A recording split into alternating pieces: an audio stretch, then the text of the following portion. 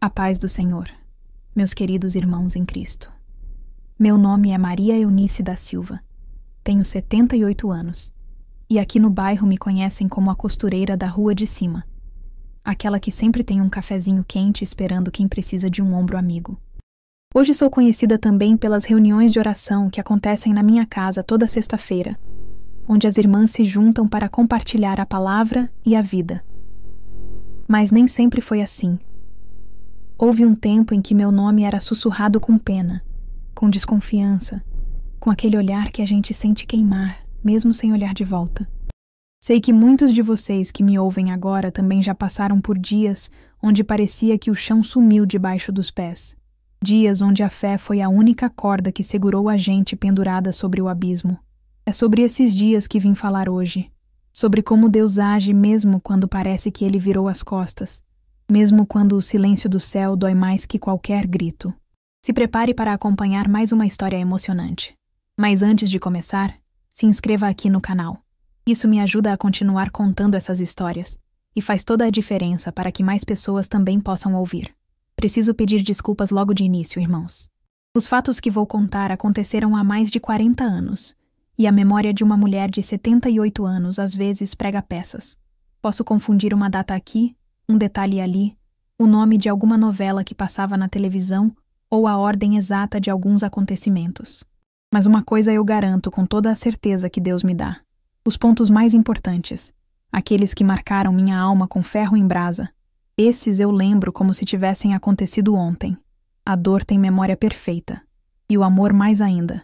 Então me perdoem se eu tropeçar em algum detalhe pequeno. O que importa mesmo, o que precisa ser dito, isso está guardado aqui no peito com a precisão de quem viveu cada segundo na própria carne.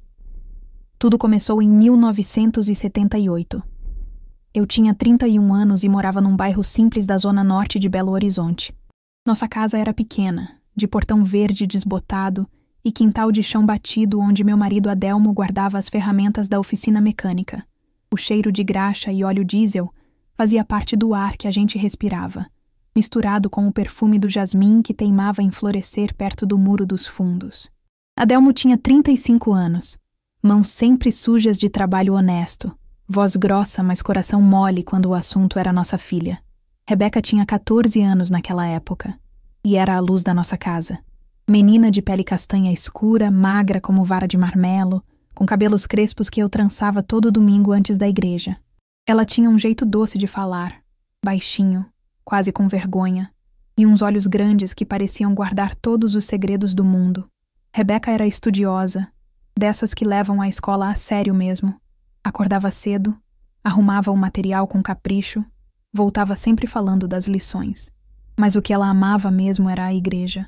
Desde pequena, ficava na primeira fileira do culto, olhos vidrados no pastor Elias enquanto ele pregava. Cantava no coral com uma voz fininha, mas certinha, e aos domingos ajudava na escola dominical com as crianças menores. A fé dela era pura, daquele tipo que só criança tem, sem dúvida, sem medo, sem peso. Nossa vida era simples, mas feliz. Eu costurava em casa para ajudar nas despesas. Tinha clientas fiéis como a dona Zuleika, senhora baixinha de cabelos sempre presos em coque, que me trazia panos e me pagava direitinho todo fim de mês.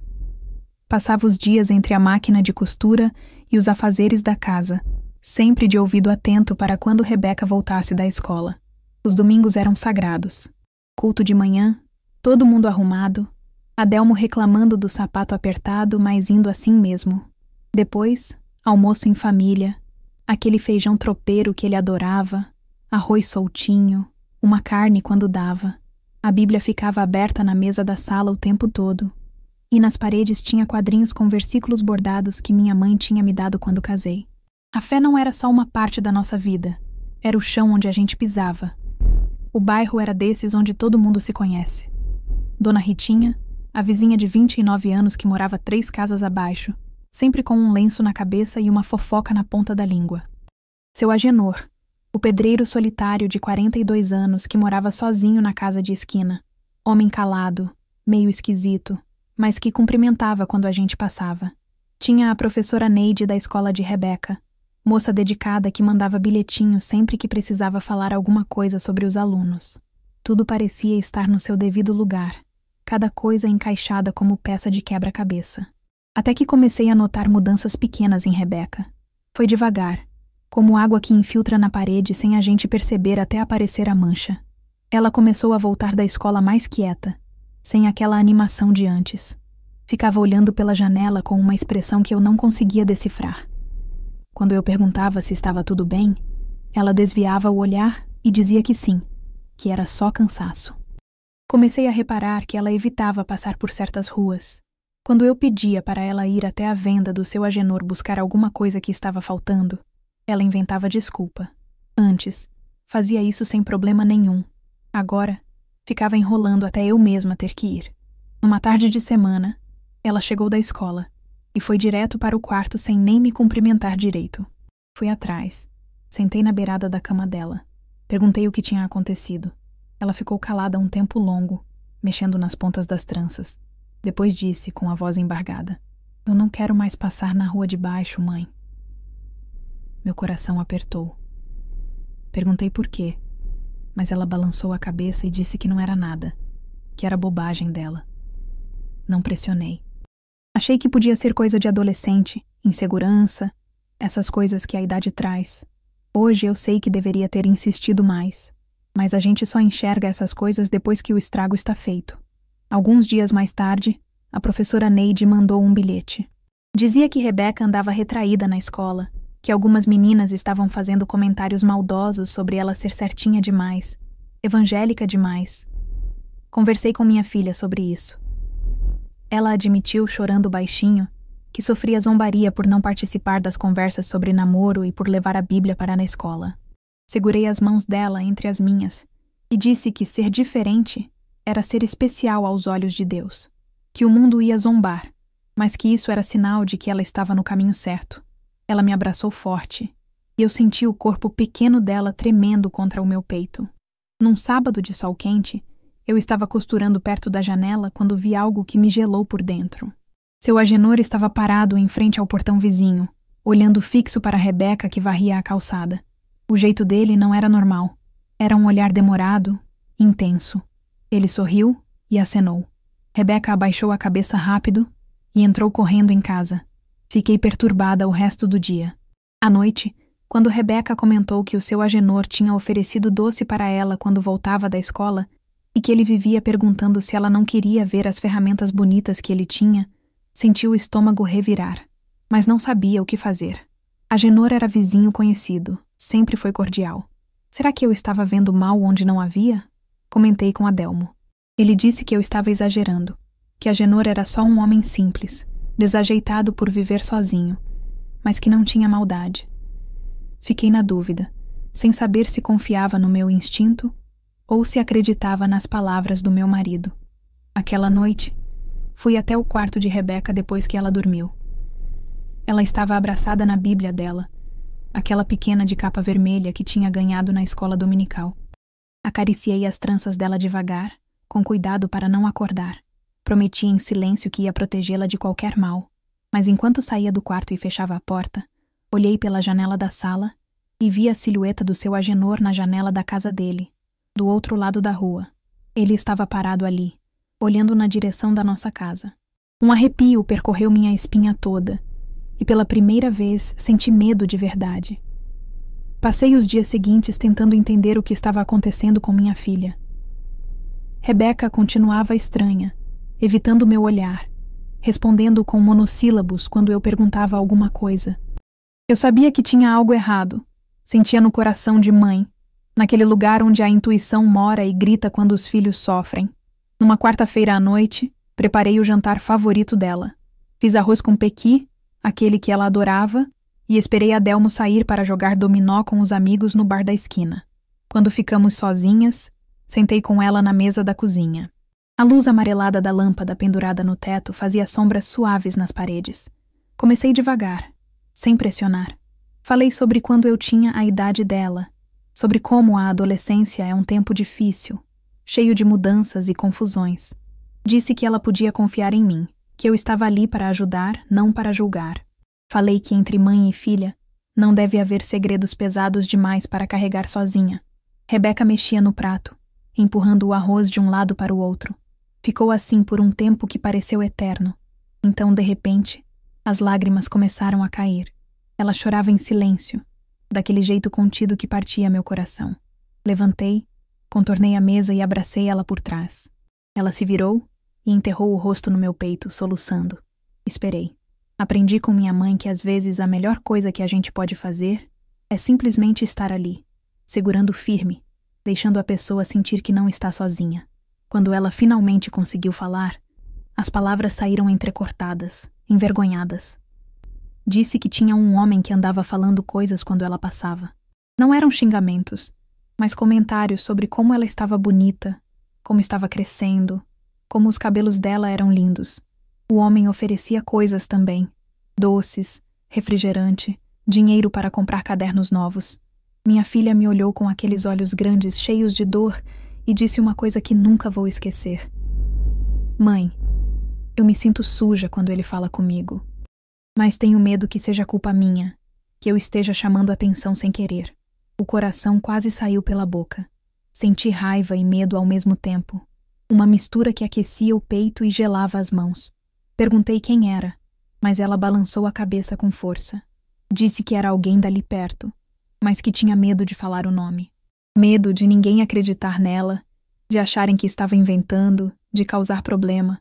Segurei o rosto dela entre minhas mãos e disse, olhando bem nos olhos, que eu acreditava nela, que não era culpa dela, nunca seria culpa dela, que a gente ia resolver isso juntas. Mas por dentro, irmãos, eu estava perdida, desesperada. Como proteger minha filha de algo que eu não entendia direito, que não sabia de onde vinha?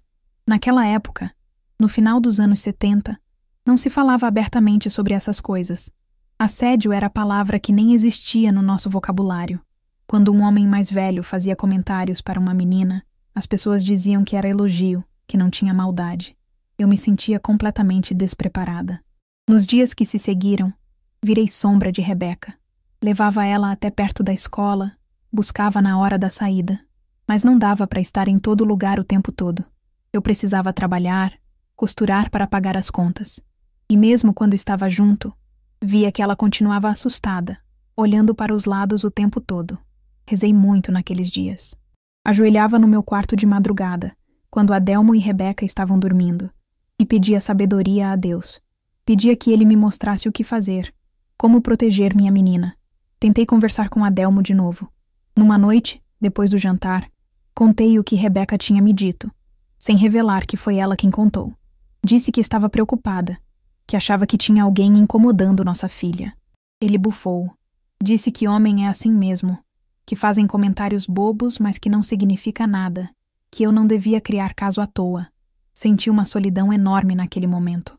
Meu próprio marido não entendia, não via o perigo, ou talvez não quisesse ver, porque era mais fácil fingir que estava tudo bem do que encarar que algo ruim estava acontecendo bem debaixo do nosso nariz. Foi então que pensei no pastor Elias. Ele sempre foi homem de confiança na igreja, respeitado por todos, de fala mansa e coração bom. Tinha 47 anos naquela época, dedicava a vida inteira ao ministério. As ovelhas confiavam nele, e eu também. No domingo seguinte, depois do culto, me aproximei dele.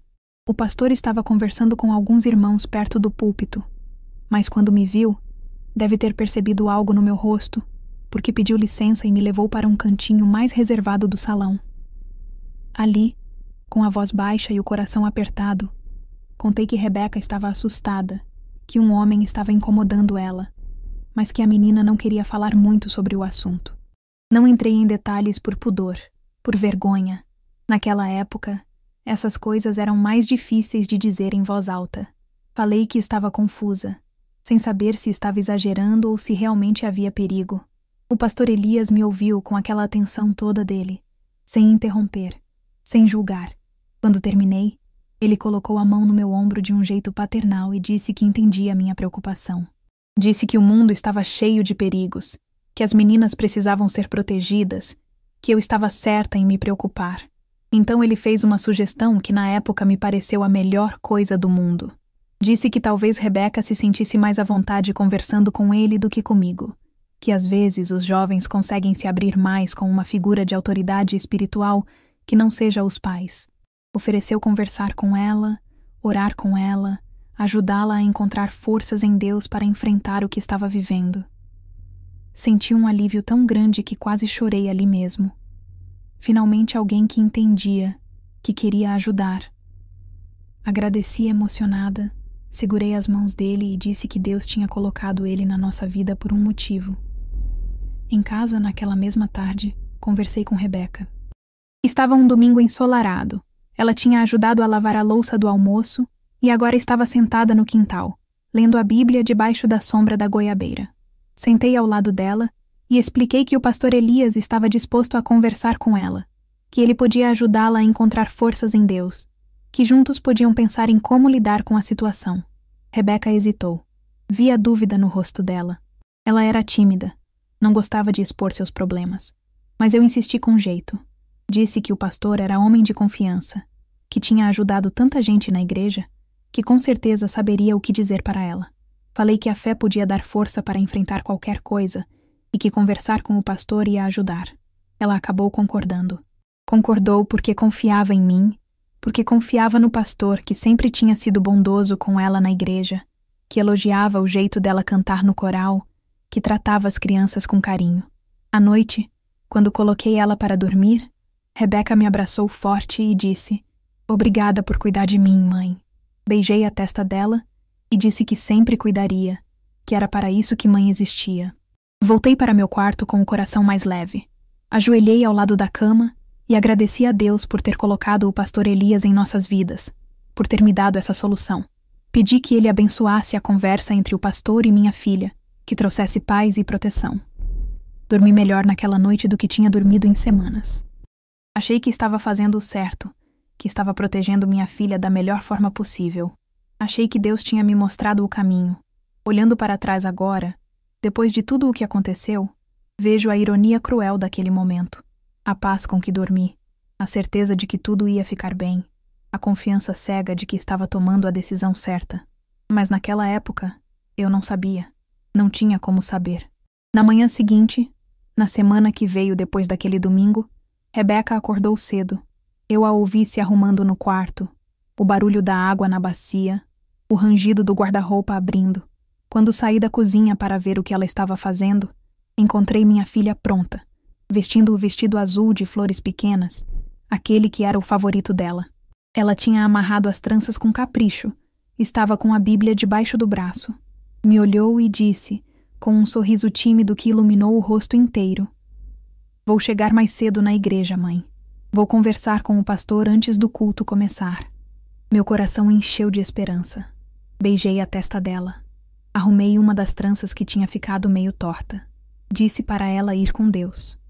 Vi minha menina atravessar o portão, caminhar pela rua com aquele jeito dela, um pouco encurvada, como se quisesse se fazer menor. Fiquei na janela até ela virar a esquina e sumir de vista. Depois voltei para a cozinha para terminar de arrumar as coisas do café. Não sabia que aquela seria a última vez que veria minha filha viva. Não sabia que dentro de algumas horas, meu mundo inteiro ia desabar. Aquele domingo começou como todos os outros.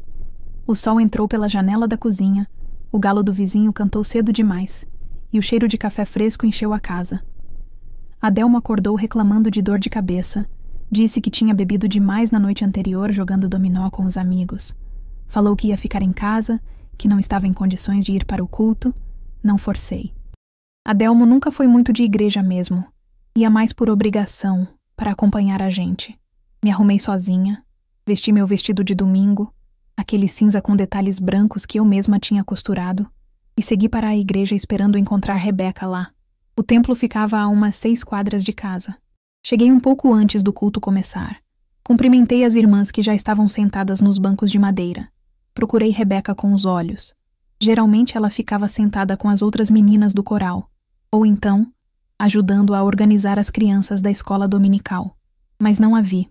Pensei que ela devia estar nos fundos, ou talvez tivesse chegado mais cedo mesmo e estivesse conversando com o pastor em algum lugar mais reservado. O culto começou. Cantamos os hinos, ouvimos a pregação, oramos juntos. Mas durante tudo aquilo, meu olho ficava procurando minha filha. Quando o culto terminou, por volta do meio-dia, a preocupação já tinha começado a roer por dentro. Fui até as amigas de Rebeca. Perguntei se tinham visto ela. Todas disseram que não, que nem sabiam que ela viria ao culto naquele dia. O aperto no peito aumentou. Procurei o pastor Elias. Ele estava guardando as Bíblias no armário do salão. Me aproximei com o coração já batendo descompassado e perguntei se ele tinha conversado com minha filha. O pastor olhou para mim com aqueles olhos calmos dele e disse que não, que tinha esperado, mas ela não apareceu, que provavelmente tinha mudado de ideia ou se atrasado. Senti as pernas bambas. Se Rebeca não tinha chegado à igreja onde ela estava, saí quase correndo, nem me despedi direito das irmãs. O caminho de volta para casa pareceu mais longo do que nunca. Meus pés batiam no chão de paralelepípedo num ritmo apressado. O sol quente de meio-dia queimava a cabeça, e o coração disparado martelava nos ouvidos. Cheguei em casa ofegante. Adelmo estava sentado na sala, de bermuda e camiseta regata, com cara de quem ainda estava com ressaca. Perguntei se Rebeca tinha voltado. Ele olhou para mim sem entender direito, e disse que não tinha visto ninguém, que tinha ficado dormindo o tempo todo. O pânico começou a subir pela garganta. Tentei me acalmar. Rebeca devia estar na casa de alguma amiga. Talvez tivesse ido visitar alguém do bairro. Menina de 14 anos faz essas coisas, sai sem avisar, esquece que a mãe fica preocupada. Mas 2 da tarde chegou e nada. 3 da tarde, e minha filha continuava sumida. Fui até a casa de algumas colegas dela da escola. Bati de porta em porta. Ninguém tinha visto Rebeca. Ninguém sabia onde ela estava. 4 da tarde. 5 da tarde. O sol começou a descer no céu, pintando tudo de laranja e depois de roxo. O desespero tomou conta de mim de um jeito que nunca tinha sentido antes. Comecei a correr pelas ruas do bairro gritando o nome da minha filha. Rebeca! Rebeca! A voz ficava rouca, a garganta doía, mas eu não parava. Vizinhos começaram a sair das casas para ver o que estava acontecendo. Dona Ritinha, com o lenço amarrado na cabeça, perguntou o que tinha acontecido.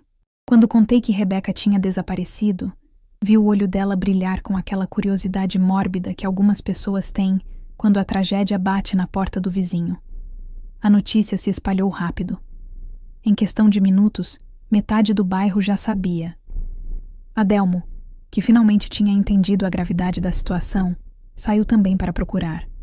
Ele estava pálido, sóbrio de repente, com os olhos arregalados de medo. Voltamos juntos para a igreja quando a noite já tinha caído. O pastor Elias estava trancando o portão do templo. Quando me viu chegando, desesperada, com o rosto inchado de tanto chorar, veio ao nosso encontro. Perguntei de novo, quase gritando dessa vez, se ele tinha visto minha filha, se ela tinha estado ali em algum momento do dia. O pastor balançou a cabeça devagar. Disse que não, que ela não tinha aparecido, que ele tinha esperado, mas ela nunca chegou para a conversa que tinha combinado. Senti as pernas fraquejarem. Adelmo me segurou pelo braço. Se Rebeca tinha saído de casa dizendo que ia conversar com o pastor, mas nunca chegou à igreja, o que tinha acontecido no caminho? Onde estava minha menina? Alguém chamou a polícia? Não sei quem foi. Tudo estava confuso demais. Lembro de ver os vizinhos se organizando, pegando lanternas, formando grupos para procurar. Lembro de vozes chamando por Rebeca na escuridão, do som dos passos ecoando nas ruas vazias, do latido dos cachorros respondendo aos gritos. O delegado chegou 1 hora depois. Arlindo Paiva, homem de 40 e poucos anos, bigode grisalho, postura rígida de quem já viu muita coisa ruim na vida. Ele fez perguntas com uma frieza que me gelou. Quando a menina foi vista pela última vez? Para onde ela ia? Ela tinha namorado? Tinha motivo para fugir de casa? Vocês brigaram? Respondi entre soluços que não, que a gente não tinha brigado, que Rebeca era menina boa, estudiosa, evangélica, que jamais fugiria de casa. Contei que ela tinha saído de manhã dizendo que ia conversar com o pastor antes do culto. Vi o olhar do delegado mudar quando mencionei o pastor. Ele anotou algo no caderninho que carregava, e seus olhos se voltaram para o pastor Elias, que estava ali perto, de pé, com as mãos cruzadas à frente do corpo. A busca continuou pela noite toda. Lanternas cortavam a escuridão como vagalumes desesperados. Vozes chamando Rebeca ecoavam entre as casas. Procuramos em todo canto. Terrenos baldios, quintais, becos. Mas não havia sinal dela. Nenhum vestígio. Nada além do silêncio pesado que respondia aos nossos gritos. De madrugada, O delegado levou o pastor Elias para a delegacia para interrogar. Vi quando eles saíram. O pastor ia calmo, mas com o rosto marcado pela preocupação. Adelmo quis ir junto, mas o delegado não deixou. Enquanto isso, os primeiros rumores começaram. Ouvi vizinhos cochichando. Ela ia encontrar o pastor e sumiu. Que coincidência estranha. Dona Ritinha, sempre com a língua solta, plantava dúvidas em voz baixa para quem quisesse ouvir. Aquele homem sempre foi muito quieto, muito reservado. Vai ver, escondia alguma coisa.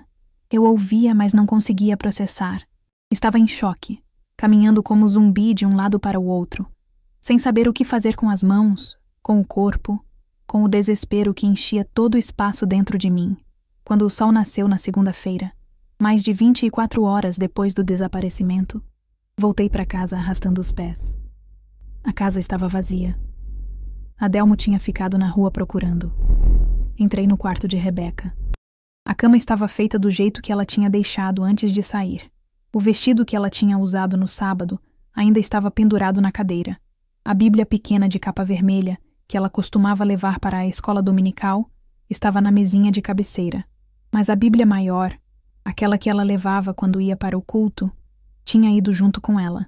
Foi quando vi o lenço azul caído no chão perto do portão, do lado de fora. Rebeca usava ele amarrado no cabelo. Devia ter escorregado enquanto ela caminhava. Peguei o lenço com as mãos tremendo. O tecido ainda guardava o cheiro dela, aquele perfume suave de sabonete e de juventude. Entrei em casa. Fechei a porta do quarto e ajoelhei no chão. Apertei o lenço azul contra o peito e finalmente desabei de vez. Chorei como nunca tinha chorado na vida. Soluços profundos que arrancavam pedaços de dentro de mim. Rezei. Gritei para Deus. Implorei. Senhor, traga minha filha de volta. Por favor, traga minha menina de volta para mim. Não deixe ela estar sofrendo. Protege ela onde quer que esteja. Senhor, eu imploro, devolve minha filha. Mas o céu permanecia em silêncio. Do lado de fora, ouvi vozes exaltadas. Um grupo estava se formando. Reconheci a voz de alguns homens do bairro. Alguém gritou alto. Foi o pastor. Ele foi o último que ia ver ela. A voz vinha da rua, cheia de raiva e certeza. Ouvi o barulho de passos, gente se ajuntando. Me levantei do chão do quarto, ainda segurando o lenço azul de Rebeca, e fui até a janela da frente. Tinha um grupo de homens na calçada, uns 10 ou 12, alguns com ferramentas nas mãos, outros com os punhos cerrados. Reconheci vizinhos, gente que cumprimentava todo domingo na igreja. Mas agora tinham rostos transformados pela raiva, pelos sussurros, pela vontade de fazer justiça com as próprias mãos. E no centro de toda aquela fúria estava o nome do pastor Elias. Os dias que se seguiram foram os mais escuros que já vivi, e olha que já estava vivendo no escuro desde que Rebeca sumiu. O delegado Arlindo chamava o pastor para interrogatório quase todo dia. Chegava de manhã cedo na casa dele, levava para a delegacia, ficava horas fazendo perguntas. O pastor sempre voltava calmo, com aquela serenidade que era dele, mas eu via que estava ficando mais magro, mais abatido. A igreja foi revistada de cima a baixo. Policiais entraram quebrando gavetas, virando móveis, procurando alguma prova, alguma coisa que ligasse o pastor ao desaparecimento de minha filha. Não encontraram nada, porque não havia nada para encontrar. Mas isso não importava para quem já tinha decidido que ele era culpado. O bairro se dividiu. Tinha gente que defendia o pastor, que conhecia o trabalho dele há anos, que sabia do caráter dele. Mas tinha também os que acreditavam na culpa, alimentados pelos boatos que se espalhavam mais rápido que fogo em capim seco. E quem mais espalhava veneno era a dona Ritinha. Eu a via todos os dias na janela dela, parando vizinha que passava, cochichando com aquele jeito dela, a cabeça coberta pelo lenço sempre amarrado, apertado demais. Ouvi quando ela disse para a dona Sebastiana que sempre achou o pastor esquisito, muito quieto, muito reservado. Disse que homem que não casa é porque esconde alguma coisa. Disse que eu também estava agindo estranho ao defender ele. As pessoas começaram a me evitar. Quando eu passava na rua, conversas paravam no meio.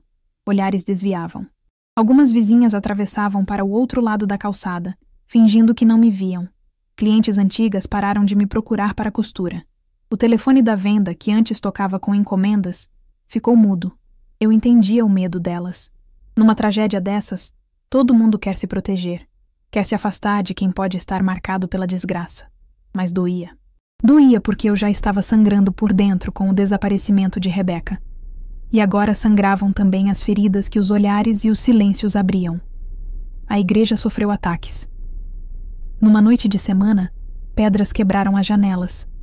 O barulho do vidro estilhaçando acordou metade do bairro.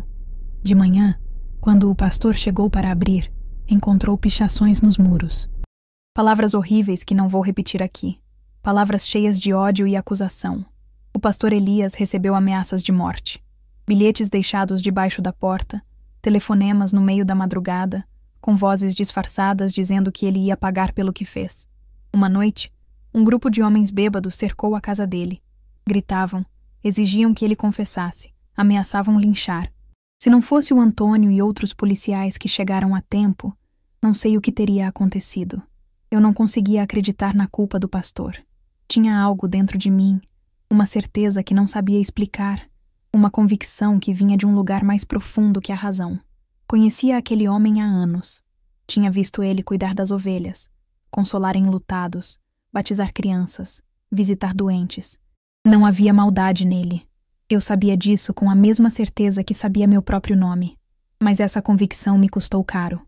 Adelmo, que já estava destruído pela dor, começou a me culpar também.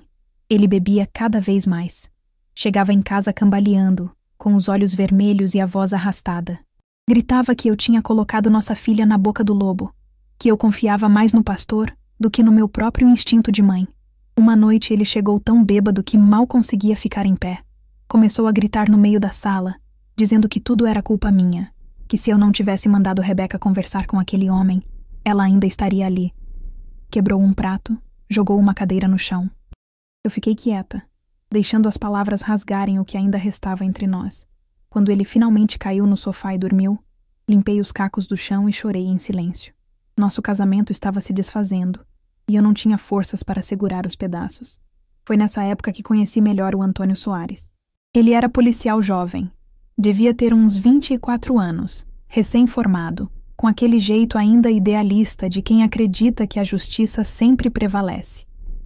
Diferente do delegado Arlindo, Antônio me tratava com respeito, com gentileza genuína. Ele apareceu na minha casa numa tarde de quinta-feira, alguns meses depois do desaparecimento. Bateu na porta com delicadeza, pediu licença para entrar. Sentou na mesa da cozinha e aceitou o café que ofereci. Ficamos conversando baixo, e foi quando ele me disse algo que nunca esqueci. Contou que achava estranho o delegado ter se fixado só no pastor, ignorando outras possibilidades. Disse que tinha reparado que o seu Agenor tinha saído da cidade bem rápido depois do desaparecimento de Rebeca, e que quando sugeriu investigar isso, o delegado mandou ele cuidar da própria vida. Disse que não tinha provas de nada, mas que o instinto policial dele dizia que tinha algo errado ali. Ouvi, mas não consegui processar direito. Estava tão destruída, tão exausta de dor, que mal tinha energia para pensar em investigações e suspeitos. Rebeca tinha sumido, e nada mais importava além disso. 3 meses depois do desaparecimento, numa noite fria de junho, o pastor Elias bateu na minha porta. Adelmo tinha saído, estava no bar como sempre. Abri e encontrei o pastor na soleira, mais magro do que eu lembrava, com olheiras profundas, mas com os olhos ainda cheios daquela luz serena. Ele pediu permissão para entrar, para orar comigo. Deixei. A gente ajoelhou ali mesmo na sala, no chão frio de cimento queimado. O pastor começou a orar, com voz embargada, pedindo a Deus que protegesse Rebeca onde quer que ela estivesse, que consolasse meu coração, que trouxesse justiça e verdade. Pedia que Deus desse forças para suportar o julgamento injusto, que iluminasse os corações endurecidos. Chorei silenciosamente enquanto ele orava. Pela primeira vez desde que Rebeca sumiu, senti que alguém realmente entendia minha dor. Não era pena, era comunhão de sofrimento. O pastor também estava sangrando, também estava sendo crucificado por algo que não fez. Quando terminamos de orar, ficamos sentados no chão mesmo, encostados na parede. Ele me disse que também sofria, que a dor do julgamento injusto queimava como ferro em brasa, mas que não ia abandonar o ministério. Disse que Deus o tinha chamado para servir e que ia servir até o fim, custasse o que custasse. Agradeceu por eu nunca ter duvidado dele. Disse que minha fé era um testemunho que o fortalecia, que nos dias mais escuros, quando pensava em desistir de tudo, lembrava de mim e encontrava forças para continuar. Segurei as mãos dele, aquelas mãos calejadas de tanto trabalho, e disse que sabia que ele era inocente, que Deus sabia a verdade e que um dia todos saberiam também, que a justiça podia demorar, mas sempre chegava. Essa conversa mudou alguma coisa dentro de mim. Percebi que não estava completamente sozinha na dor. O pastor se tornou meu mentor espiritual, aquele que me ajudaria a atravessar o vale mais escuro. A fé dele alimentava a minha, e a minha alimentava a dele. Era como se a gente estivesse segurando um ao outro para não afundar.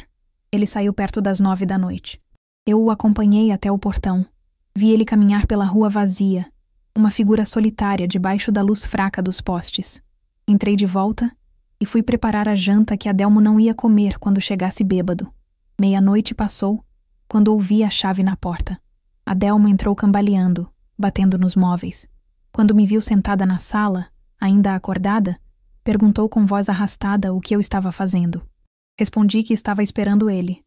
Foi quando ele viu a Bíblia de Rebeca na mesinha de centro, aquela que eu tinha pegado para ler enquanto esperava. Seus olhos ficaram vermelhos de raiva. Perguntou se eu tinha tido visita. O cheiro de café ainda estava no ar, delatando. Não menti. Disse que o pastor Elias tinha vindo orar comigo. Adelmo explodiu. Começou a gritar que eu era louca, que estava defendendo o homem que tinha levado nossa filha, que não queria mais viver debaixo do mesmo teto que eu. Disse que eu escolhia o pastor, em vez de escolher a memória de Rebeca. Tentei explicar que não era assim, que o pastor era inocente, que precisávamos nos apoiar na fé, mas ele não queria ouvir. Pegou as chaves da moto e saiu batendo a porta com tanta força que o quadro na parede tremeu. Fiquei sozinha no silêncio pesado da casa. Ajoelhei no chão de novo, no mesmo lugar onde tinha orado com o pastor horas antes. Peguei a Bíblia de Rebeca, abri nas páginas onde ela tinha marcado versículos com caneta colorida e rezei. Rezei pedindo força, pedindo sabedoria, pedindo que Deus não me deixasse desistir. Minha filha tinha sumido. Meu casamento estava acabando. O bairro inteiro me julgava. Mas eu não podia perder a fé. Era a única coisa que ainda me mantinha de pé.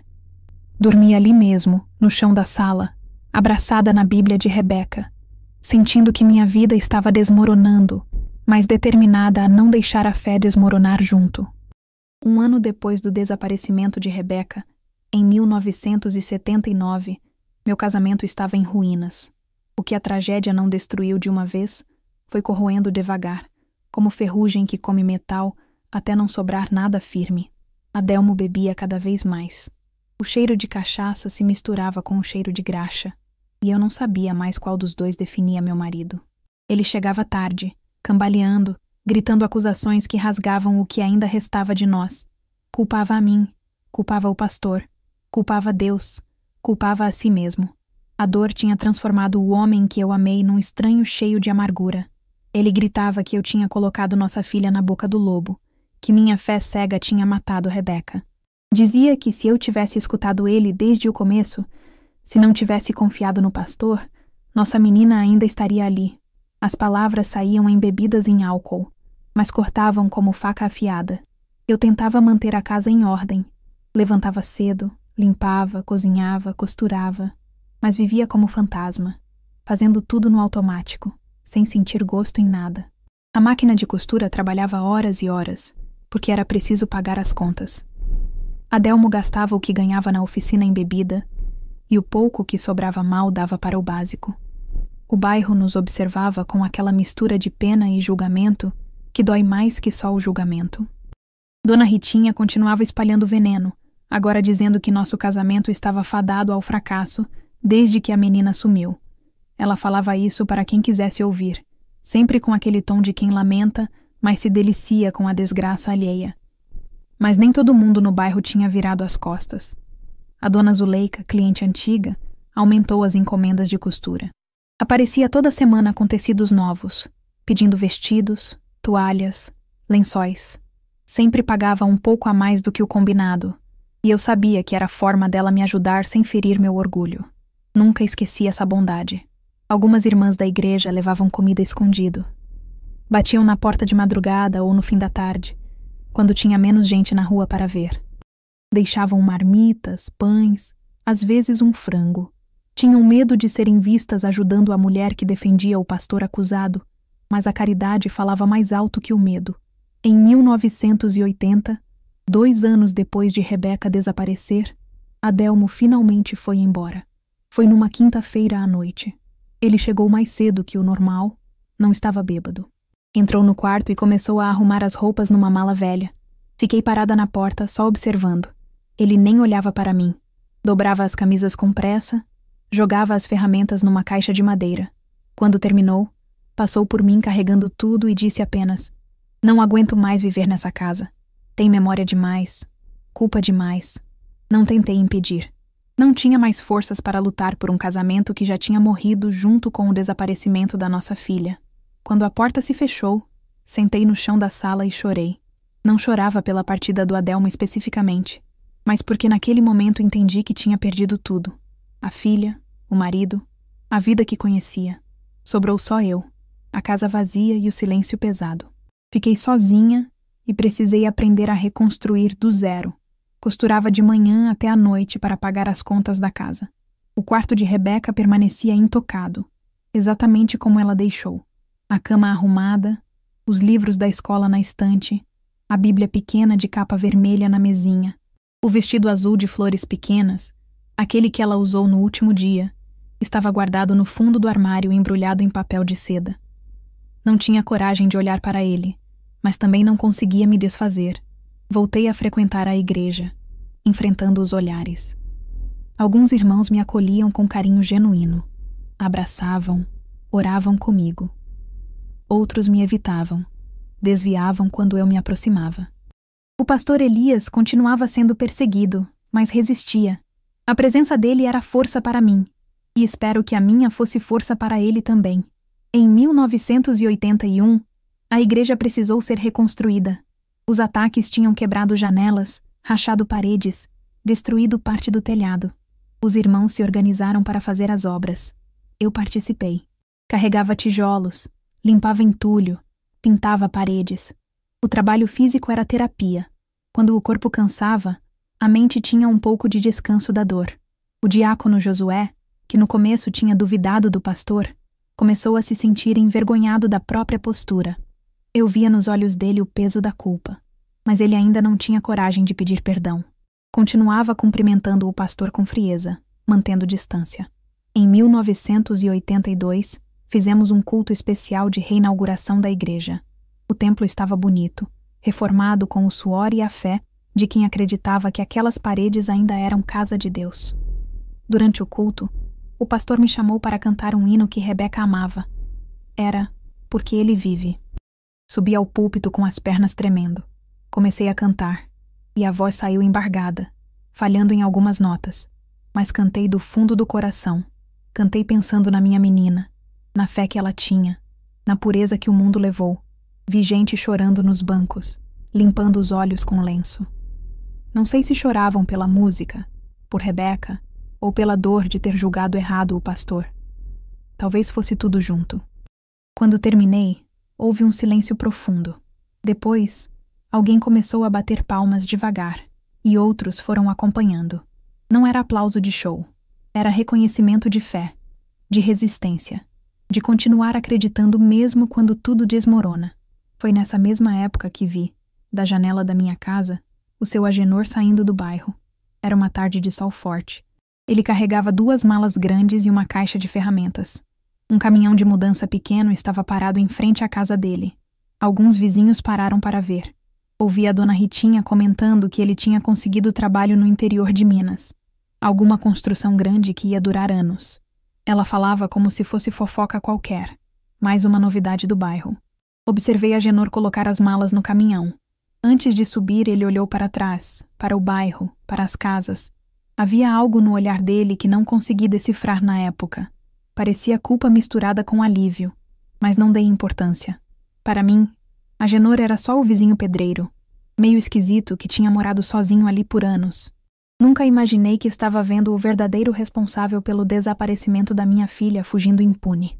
O caminhão saiu pela rua de paralelepípedo levantando poeira. Virei as costas e voltei para a costura. Tinha uma encomenda da dona Zuleika para terminar antes do fim de semana. Em 1986, 4 anos depois de ter ido embora, Adelmo morreu. A notícia chegou através de um primo distante dele que me ligou na venda do bairro. Acidente de moto. Ele estava bêbado, perdeu o controle numa curva, bateu num poste. Morreu na hora. Fui ao velório. O corpo estava num caixão simples, numa capela pequena do outro lado da cidade. Tinha pouca gente. Alguns primos, colegas da oficina onde ele trabalhava. Ninguém da minha família, porque eu já estava afastada de quase todo mundo. Olhei para o rosto de Adelmo. Estava diferente, mais magro, envelhecido além da conta. A bebida tinha cobrado o preço. Toquei a mão fria dele e chorei. Não chorava só por ele, mas por tudo que a gente podia ter sido se a tragédia não tivesse nos destruído. Chorava pelo amor que existiu e morreu antes do corpo morrer. Chorava pela família que fomos e que nunca mais seríamos. Voltei para casa naquela noite sentindo um peso estranho. Era um luto diferente do luto por Rebeca. Com Rebeca, era a ausência sem explicação, o não saber, o corpo que nunca foi encontrado. Com Adelmo, era o fim definitivo, o encerramento de um ciclo que já estava encerrado há muito tempo, mas que agora tinha a certeza final. Continuei costurando, continuando orando, continuando a viver porque não tinha outra opção além de viver. A dor não passou, nunca passa completamente, mas fui aprendendo a carregar ela de um jeito que não me esmagasse por completo. As sextas-feiras viraram meu dia preferido da semana. Não porque tinha algo especial, mas porque era quando eu permitia parar um pouco. Fazia um café mais caprichado, sentava na sala com a Bíblia, lia em voz alta como se Rebeca ainda estivesse ali me ouvindo. Às vezes chorava, às vezes sorria lembrando de alguma coisa boba que ela fazia quando era pequena. A vida tinha virado isso. Um dia atrás do outro, a máquina de costura trabalhando, as orações sustentando, a fé teimando em não morrer mesmo quando tudo pedia para desistir. Em 1983, 5 anos depois de Rebeca desaparecer, Antônio Soares apareceu na minha porta numa tarde de terça-feira. Ele tinha crescido na carreira. Não era mais o policial novato de antes. Tinha mais experiência, mais confiança, mas continuava com aquele jeito gentil de tratar as pessoas. Entrou, aceitou o café que ofereci. Sentou na mesma cadeira onde sempre sentava. A gente tinha criado esse costume ao longo dos anos. Ele aparecia de vez em quando, trazia pão de queijo, ficava conversando na mesa da cozinha. Nascia ali uma amizade estranha, mas verdadeira. Ele tinha perdido a mãe jovem.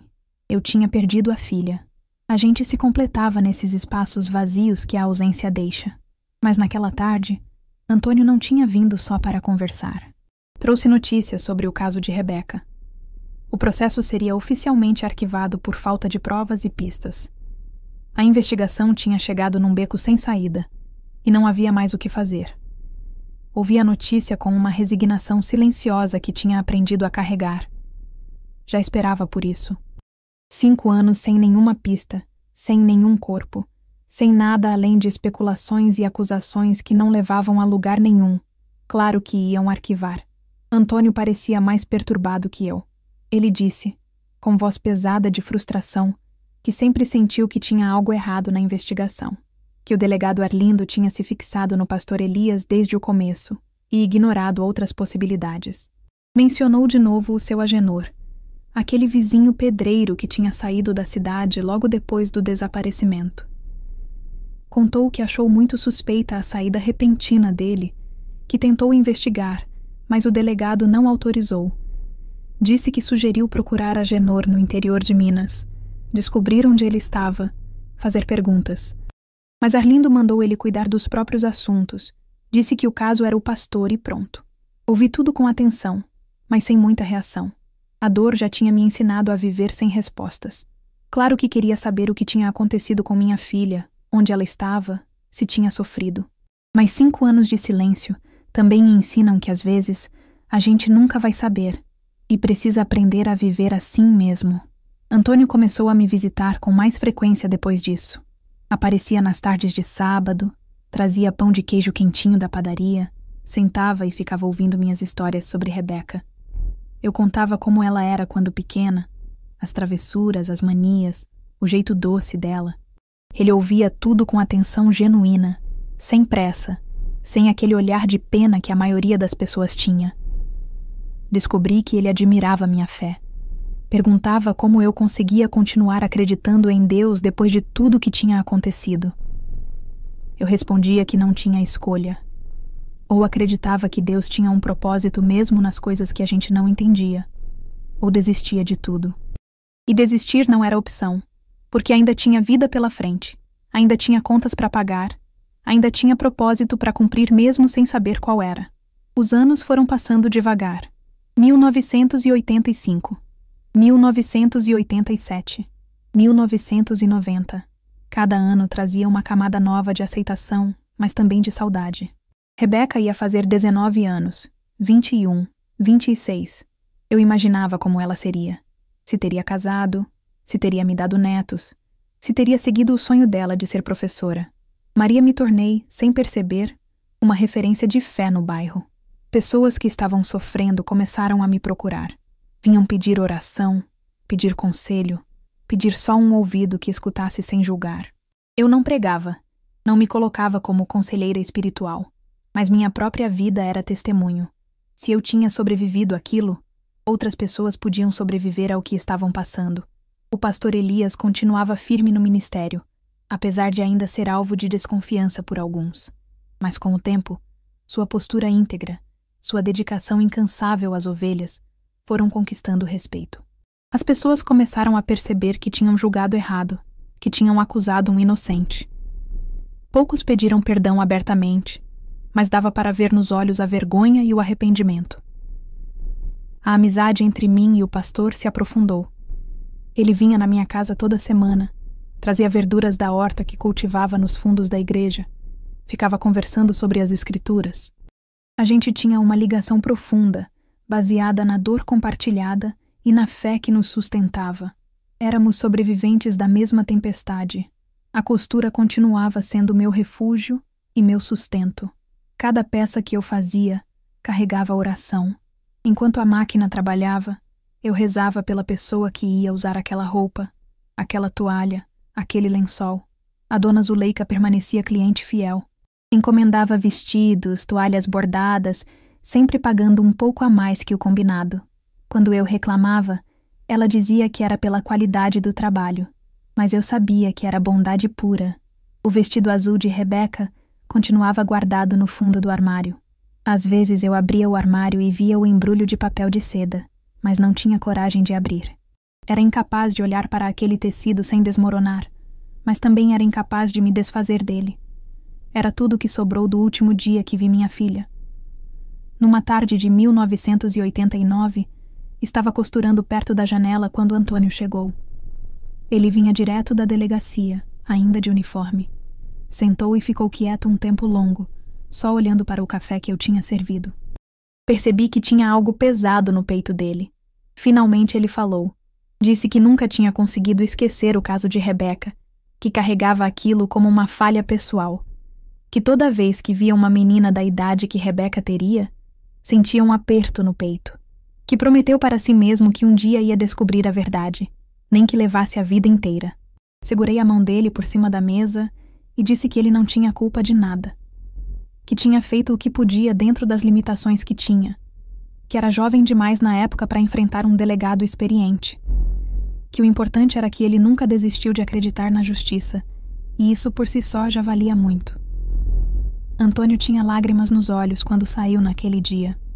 Percebi que ele carregava um peso que não era dele para carregar, mas que tinha escolhido carregar assim mesmo. Era um homem bom num mundo que precisava de mais homens bons. O ano de 1990 chegou trazendo uma década nova. Eu tinha 43 anos, cabelos começando a grisalhar nas têmporas, mãos calejadas de tanto costurar. Rebeca estaria com 26, uma mulher feita. Talvez casada, talvez mãe. Continuei vivendo, não porque queria, mas porque a vida continua independente da gente querer ou não. O sol nascia todo dia, As contas chegavam todo mês, a fome apertava todo dia. Então eu levantava, costurava, orava, dormia, e no dia seguinte fazia tudo de novo. Numa tarde, Antônio trouxe a notícia oficial. O caso estava arquivado definitivamente. Não havia mais nada que pudesse ser feito. Rebeca entrava para as estatísticas de desaparecidos não resolvidos. Mais um nome numa lista que ninguém lê. Mais uma família destruída que ninguém lembra. Olhei pela janela depois que ele saiu. O céu estava limpo, daquele azul profundo que a gente só vê em Minas Gerais. E sussurrei baixinho, mais para mim mesma que para Deus. A justiça dos homens falhou, mas a de Deus ainda virá. Não sabia quando, não sabia como, mas alguma coisa dentro de mim, alguma coisa teimosa e inabalável, continuava acreditando que a verdade um dia brilharia, que Deus não deixa nada escondido para sempre, que o que é feito no escuro sempre vem à luz, cedo ou tarde. Fechei a janela devagar e voltei para a máquina de costura. Tinha uma toalha para bordar para a dona Zuleika. A vida continuava, e eu continuava junto, carregando a dor como quem carrega um fardo pesado, mas que já aprendeu a equilibrar nos ombros. Os anos seguintes trouxeram uma rotina que era ao mesmo tempo dolorosa e reconfortante. Dolorosa porque cada dia sem Rebeca era uma confirmação da perda. Reconfortante porque a rotina dava estrutura, impedia que eu me perdesse completamente na tristeza. Acordava cedo, fazia café, abria a casa. Rezava antes de começar o dia, pedindo forças para enfrentar mais um. Costurava até o meio-dia, parava para um almoço simples, voltava para a máquina. No fim da tarde, ia para a igreja quando tinha culto, ou ficava em casa lendo a Bíblia quando não tinha. As sextas-feiras continuavam sendo especiais. Era quando eu permitia sentir a falta de Rebeca de um jeito mais aberto, sem tentar empurrar a dor para baixo do tapete. Sentava na sala com a Bíblia dela, lia os versículos que ela tinha marcado, chorava quando precisava chorar, sorria quando uma memória boa vinha. O pastor Elias envelhecia junto comigo. Os cabelos dele ficaram completamente brancos, o corpo mais curvado, mas a fé continuava forte como rocha. Ele pregava com a mesma convicção de sempre, visitava os doentes, batizava as crianças, casava os jovens. Era sobrevivente, assim como eu. Numa tarde de 1993, estava costurando quando ouvi uma batida suave na porta. Abri e encontrei uma moça jovem, devia ter uns 20 anos, com uma barriga grande de grávida. Ela me olhou com olhos tímidos e disse que tinha ouvido falar de mim, que diziam que eu era mulher de fé e que queria pedir oração. Convidei ela para entrar. Sentamos na sala e ela contou sua história. Tinha engravidado solteira, a família tinha expulsado ela de casa, o pai da criança tinha desaparecido. Estava morando num quartinho alugado, sozinha, com medo do futuro. Segurei as mãos dela e rezei. Rezei pedindo proteção para ela e para o bebê, pedindo que Deus abrisse portas, que mandasse ajuda, que mostrasse o caminho. Quando terminei, a moça estava chorando. Disse que era a primeira vez em meses que alguém orava por ela. Não a deixei ir embora de mãos vazias. Dei dinheiro que tinha guardado para comprar linha nova, disse para ela usar para a comida. Ela protestou, mas insisti. Disse que Deus sempre provê, e que se eu estava dando, era porque Ele queria que eu desse. Depois que ela saiu, sentei de novo na máquina e percebi uma coisa.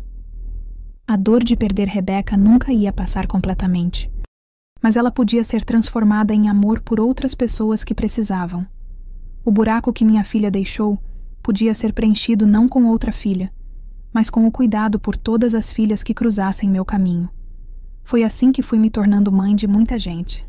Não mãe biológica, mas mãe espiritual. Mãe de quem precisava de oração, de consolo, de um prato de comida, de alguém que acreditasse nelas quando ninguém mais acreditava. O Antônio continuava visitando. Agora ele era casado, tinha 2 filhos pequenos. Às vezes trazia eles junto, e eu dava biscoito caseiro, contava histórias, fingia que eram meus netos emprestados. Ele cresceu na polícia, virou um investigador respeitado, mas nunca esqueceu do caso de Rebeca. Carregava aquilo como missão não cumprida. Numa dessas visitas, em 1995, ele me disse uma coisa que guardei no coração. Disse que eu tinha ensinado ele o que era fé de verdade. Não a fé que acredita porque tem provas, mas a fé que acredita apesar de não ter. A fé que continua em pé quando tudo desmorona. Disse que sempre que pensava em desistir de alguma coisa, lembrava de mim e encontrava forças para continuar. Fiquei emocionada. Nunca pensei que meu sofrimento pudesse servir de exemplo para alguém. Sempre achei que era só dor, só peso, só tragédia. Mas Antônio me mostrou que mesmo a dor pode ter propósito, pode ensinar, pode fortalecer outras pessoas. Os anos 90 trouxeram mudanças no bairro. Casas velhas foram derrubadas, prédios novos foram construídos. Gente que eu conhecia há décadas foi embora. Gente nova chegou. Mas minha casa continuava lá, pequena, simples, com o portão verde já descascando. Testemunha silenciosa de tudo o que aconteceu. O quarto de Rebeca eu finalmente fechei em 1996. Não porque quis esquecer, mas porque manter aquele santuário não estava fazendo bem. Guardei as coisas dela em caixas, coloquei no armário da minha própria quarto. A Bíblia pequena ficou na mesinha de cabeceira, sempre ali, sempre aberta no Salmo 23 que ela tanto amava. O vestido azul continuava no fundo do armário, embrulhado, intocado. Às vezes eu pensava em transformá-lo em outra coisa, em fazer algo útil com aquele tecido, mas não tinha coragem ainda. Talvez nunca tivesse. Era tudo o que restava do último dia, e eu precisava preservar aquilo de alguma forma. A dona Zuleika continuava sendo presença constante na minha vida. Ela envelhecia também, ficava mais curvada, mais lenta, mas continuava vindo com suas encomendas. Sabia que era mais que cliente. Era amiga, era porto seguro, era quem garantia que eu tivesse sustento quando mais ninguém me procurava para costurar. Numa tarde de 1998, ela chegou e me pediu para fazer uma toalha bordada especial. Queria dar de presente para a neta que ia casar. Pediu que eu bordasse versículos sobre o amor, sobre a fidelidade, sobre a graça de Deus no casamento. Trabalhei naquela toalha com carinho especial. Cada ponto era uma oração pela neta dela, pela felicidade do casal, pela bênção de Deus sobre aquela união. Quando terminei, a toalha ficou bonita, cheia de detalhes delicados. Zuleika chorou quando viu. Disse que era a coisa mais linda que já tinha recebido das minhas mãos. Mas o que ela não sabia era que fazer aquela toalha me deu uma ideia. Uma ideia que ainda não tinha coragem de executar, mas que começou a crescer no meu coração. E se um dia eu transformasse o vestido azul de Rebeca em algo assim? Em algo bonito, útil, que honrasse a memória dela em vez de só guardar a dor? Guardei essa ideia num cantinho do peito. Não era a hora ainda. Mas talvez um dia fosse. O ano 2000 chegou com aquele medo todo de que os computadores iam parar, de que o mundo ia acabar. Lembro de rir sozinha na minha casa. O mundo tinha acabado para mim em 1978, quando Rebeca sumiu. Todo o resto era só continuação, mas a vida insistia em continuar. E eu insistia em viver, um dia de cada vez, carregando a dor, mas sem deixar que ela me definisse completamente, porque eu era mais que a mãe que perdeu a filha. Era também a costureira que alimentava famílias com seu trabalho, a mulher de fé que consolava outros que sofriam, a amiga que estava presente quando precisavam. Olhei pela janela naquele primeiro dia do ano 2000 e sussurrei de novo, como tinha sussurrado tantas vezes antes. A justiça dos homens falhou, mas a de Deus ainda virá. Não sabia que ia demorar mais 20 anos. Não sabia que a verdade ia chegar quando eu já estivesse velha, cansada, com o corpo doendo e a memória falhando. Mas ia chegar. E quando chegasse, ia doer de novo, mas também ia curar de um jeito que eu nem imaginava ser possível. Por enquanto, continuava vivendo, costurando, orando, amando as pessoas que Deus colocava no meu caminho. A máquina de costura trabalhava, as mãos calejadas guiavam o tecido, e a fé teimosa continuava acreditando que nada fica escondido para sempre, porque Deus vê tudo, sabe de tudo, e no tempo certo, no tempo perfeito dele, faz justiça, mesmo que demore, mesmo que a gente já não espere mais. A justiça de Deus sempre chega, e eu ia estar viva para ver quando chegasse. Em 1983, o mesmo ano em que o caso de Rebeca foi oficialmente arquivado, uma notícia abalou o bairro inteiro. Camila Andrade, menina de 12 anos, desapareceu num bairro próximo ao nosso. A notícia se espalhou rápido, de boca em boca, trazendo de volta todas as memórias que a gente tentava enterrar. O pânico tomou conta da comunidade. Mães começaram a buscar as filhas na escola, a proibir que saíssem sozinhas, a trancar as portas com mais cuidado. E eu sentia os olhares de novo.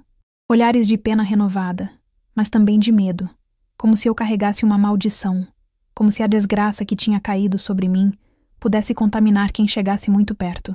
Foi a dona Zuleika quem me contou sobre a mãe da menina. Luzia Andrade, 34 anos, casada, trabalhadora, destroçada pela dor. Alguém tinha mencionado para ela que eu tinha passado pela mesma coisa 5 anos antes, e que talvez eu pudesse ajudar de alguma forma. Numa tarde de quinta-feira, ouvi uma batida na porta. Abri e encontrei uma mulher magra, de olhos inchados de tanto chorar, com as mãos tremendo. Ela me olhou e disse apenas: "A senhora é Maria Eunice? Eu sou Luzia. Minha filha Camila desapareceu." Não precisou dizer mais nada. Abri os braços e ela desabou. Choramos abraçadas ali mesmo na porta. 2 mães unidas pela pior dor que existe no mundo. Eu via em Luzia meu próprio reflexo de 5 anos atrás. O desespero, a dor que não cabe no peito, a sensação de que o mundo acabou e ninguém percebeu. Levei ela para dentro, fiz café, sentamos na mesa da cozinha. Luzia falava entre soluços, contando como Camila tinha saído para a escola e nunca voltou. Como a polícia estava investigando, como os vizinhos estavam ajudando a procurar, como o marido dela estava enlouquecendo de desespero. Pela primeira vez desde que Rebeca sumiu, eu não era apenas a pessoa que sofria, era aquela que consolava. Aquela que já tinha atravessado o vale escuro e podia segurar a mão de quem estava começando a atravessar. Segurei as mãos de Luzia e disse que entendia, que sabia exatamente o que ela estava sentindo. Contei da Rebeca, do vestido azul, do último dia. Contei da dor que rasga por dentro, da sensação de que o ar falta, de como cada minuto parece uma eternidade quando a gente não sabe onde está o filho. Luzia se agarrava em cada palavra como quem se agarra a uma tábua no meio do naufrágio. Perguntou como eu tinha sobrevivido, como tinha aguentado.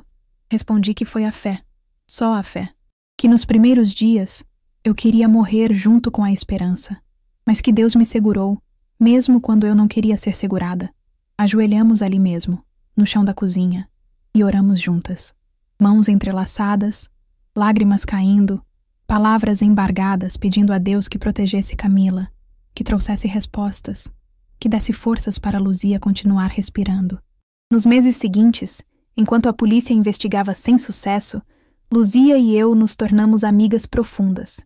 Ela vinha toda semana na minha casa. Sentávamos, tomávamos café, líamos a Bíblia juntas, orávamos.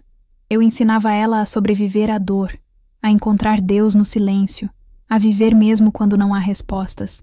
A investigação de Camila seguia o mesmo caminho torto que a de Rebeca. O delegado Arlindo, que já estava mais velho, mas continuava teimoso, se fixou num suspeito e ignorou outras possibilidades. Antônio, que agora tinha mais experiência, mas ainda não tinha autoridade suficiente, observava de longe com frustração. Ele me contou depois que tentou sugerir outras linhas de investigação, mas Arlindo não quis ouvir. O caso de Camila também foi arquivado sem solução. Mais uma menina que sumiu, mais uma família destruída, mais uma estatística que ninguém ia lembrar dali a alguns anos. Mas Luzia tinha algo que me salvou também. Ela tinha a mim, alguém que entendia, que não julgava, que sabia que a dor de perder um filho nunca passa, só muda de forma. Em 1985, 7 anos depois de Rebeca desaparecer, aconteceu algo que mudou alguma coisa dentro de mim. Era Páscoa, e a igreja estava enfeitada com lírios brancos que perfumavam o ar. O culto estava lindo, cheio de vida e esperança. No meio do louvor, começaram a cantar um hino que Rebeca adorava quando criança. A Mão de Deus. Ela cantava aquilo o tempo todo, enquanto brincava no quintal, enquanto ajudava a secar a louça, antes de dormir. Senti as lágrimas virem, como sempre vinham quando alguma coisa me lembrava dela. Mas dessa vez era diferente. Não era só dor. Tinha também uma doçura na lembrança, uma gratidão por ter tido aquela menina na minha vida, mesmo que por tão pouco tempo. Pela primeira vez em 7 anos, consegui sorrir ao pensar nela. Sorrir lembrando do jeitinho dela, das coisas engraçadas que fazia, do amor que tinha no coração. Percebi naquele momento que a saudade não tinha desaparecido. Nunca ia desaparecer, mas tinha sido transformada. Não era mais um punhal cravado no peito a cada segundo. Era uma marca suave que me acompanhava, que fazia parte de quem eu era agora.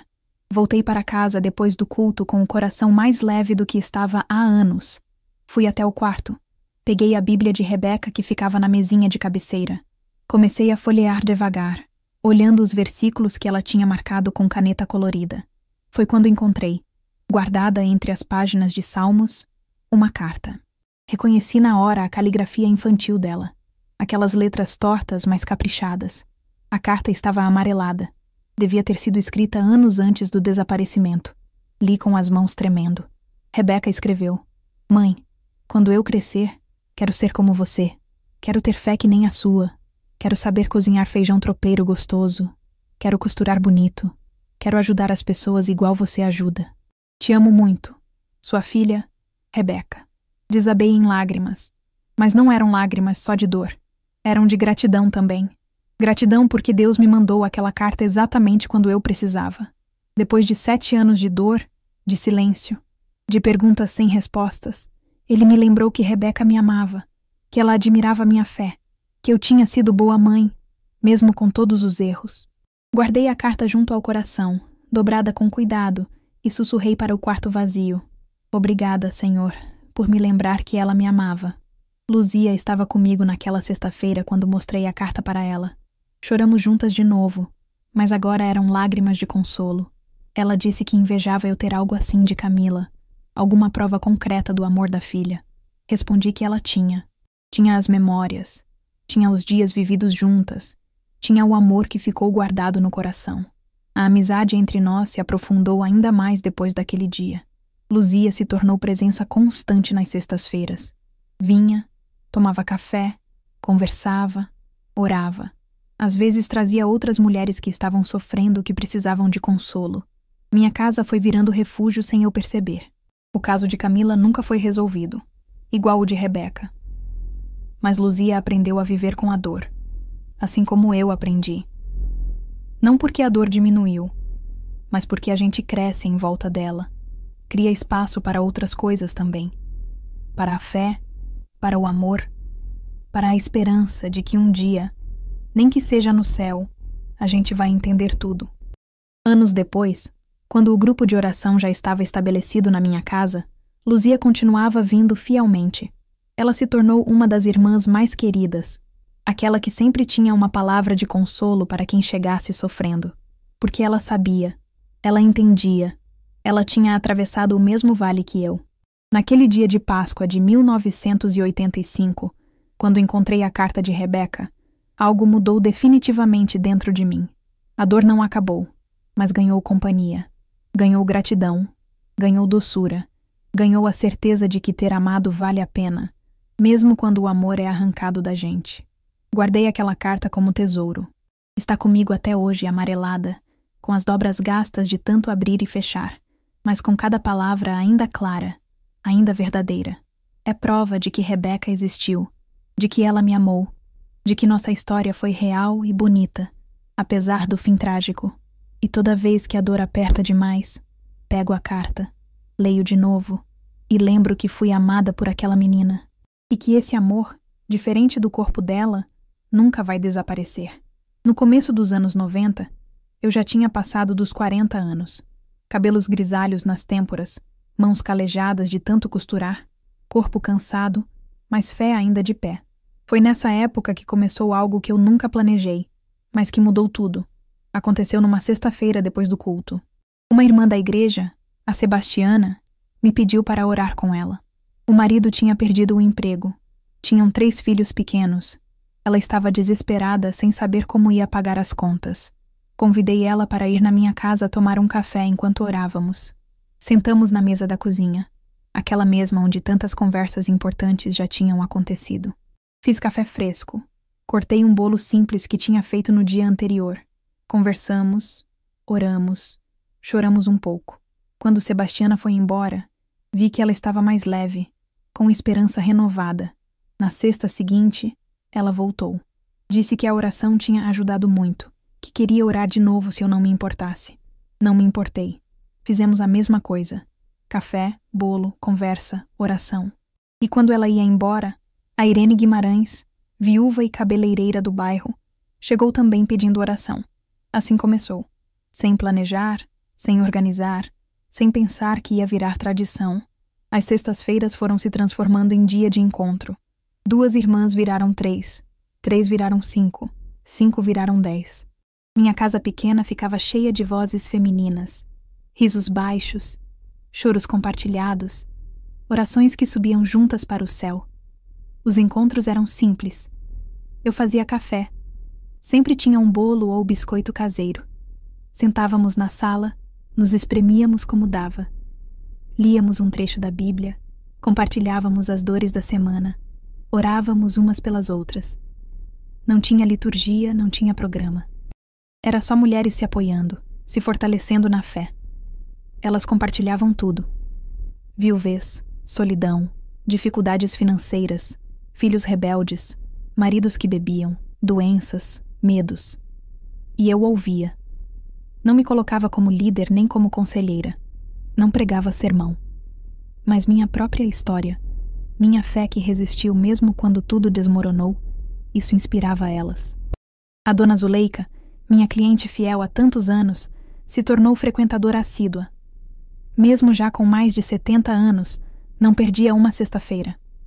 A Irene virou amiga de verdade, sempre ajudando a organizar, trazendo cadeiras emprestadas quando tinha gente demais, lavando as xícaras no fim.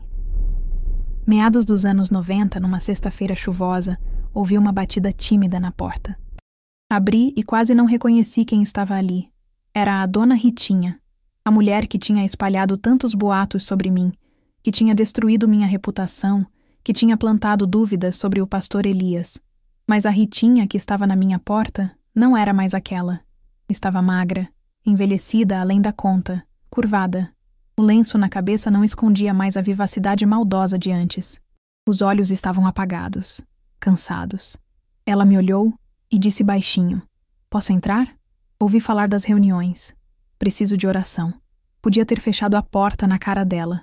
Podia ter dito que não, que ela não era bem-vinda, que depois de tudo que fez, não merecia minha ajuda. Mas não foi isso que saiu de mim. Abri a porta mais, fiz sinal para ela entrar, disse: "Seja bem-vinda, irmã." Ritinha entrou devagar, como se não acreditasse que estava sendo recebida. As outras irmãs olharam surpresas. Algumas conheciam a história, sabiam do mal que ela tinha feito, mas ninguém disse nada. Sentamos todas, fizemos a leitura, começamos a compartilhar as necessidades de oração. Quando chegou a vez de Ritinha, ela tentou falar, mas a voz embargou. Começou a chorar, daquele jeito que rasga, que dói de ver. E então desabou tudo. Pediu perdão, ali na frente de todas, por tudo que tinha dito sobre mim, por todas as mentiras que espalhou, pelo mal que causou.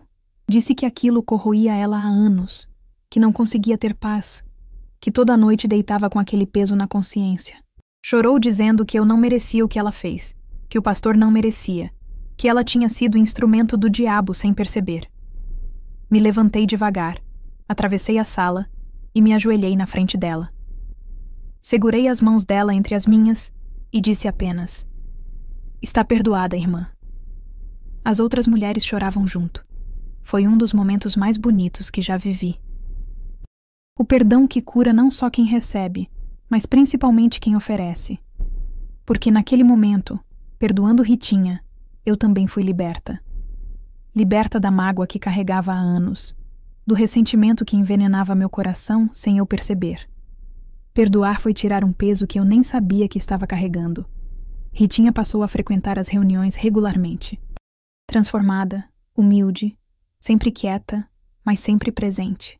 Virou uma das irmãs mais dedicadas, sempre chegando cedo para ajudar a arrumar, sempre ficando até o fim para lavar louça. Era como se quisesse compensar o mal que fez com o bem que podia fazer agora. O grupo cresceu tanto que às vezes tinha 15, 20 mulheres espremidas na minha sala pequena. O cheiro de café e bolo caseiro enchia a casa toda sexta-feira.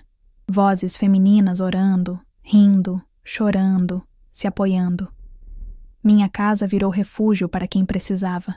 No fim dos anos 90, o pastor Elias começou a dar sinais de que estava envelhecendo. Tinha quase 70 anos.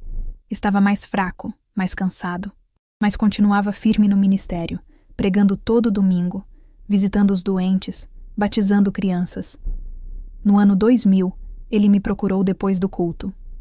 Disse que ia se aposentar, passar o ministério para um pastor mais novo. Ia ter um culto especial de despedida, e ele queria que eu cantasse. Pediu que cantasse o mesmo hino que Rebeca amava, porque ele vive.